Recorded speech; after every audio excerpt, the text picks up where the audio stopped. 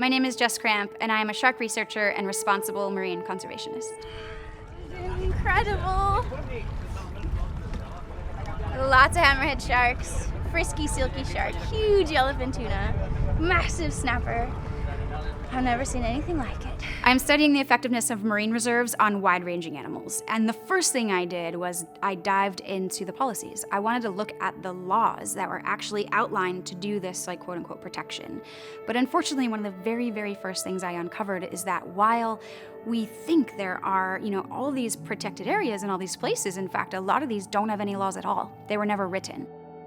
We really need to follow through, and we really need to make sure that these laws not only exist, but that they exist to the effect that they are protecting both the species and think about the people that utilize that area, because they need to be enforceable. And if they're not enforceable, then they don't work, then what's the point? To me, what's key about creating impactful policies in ocean conservation is actually, first, understanding why you're creating the policy. Are we creating it for a political win, or are we creating it because a species or area actually needs protection? I like to refer to that as responsible conservation. So I feel like as conservationists, we need to be more responsible about the policies that we do create. But then on top of that, that responsibility doesn't stop once the announcement is made. It means that we continue to show up and ensure that the locals actually buy in. Then they will then keep the gas on their politicians to ensure that those are actually upheld.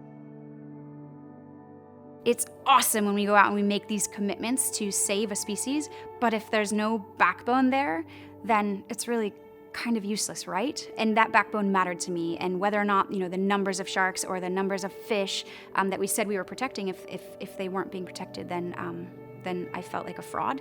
And it doesn't sound glamorous, but to me it's really exciting and fun. It feels like exploration in a way, because you're trying to look at things through the lens of someone who's trying to break that law, and you look for loopholes and you look for ways that they can be improved so that you can improve the lives of the animals that need it and for the people who are relying on those resources.